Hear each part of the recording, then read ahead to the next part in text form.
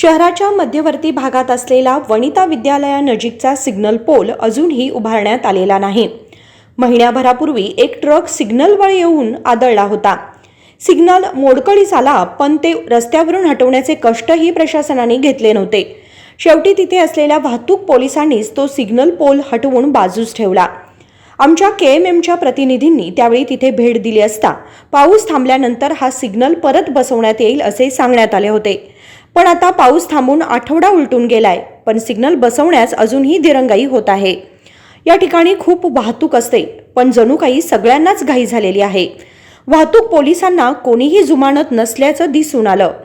या ठिकाणी शाळा महाविद्यालये असल्याने पादचाऱ्यांना मोठा धोका निर्माण झालाय, कारण वाहने वेगात येत असतात आणि त्यावर नियंत्रण ठेवण्यासाठी या ठिकाणी सिग्नलच नाहीत। लवकरात लवकर सिग्नल्स बसवले जाण्याची गरज आता निर्माण झाली आहे। संकल्प शिंदे, KMM मराठी, बेळगाव।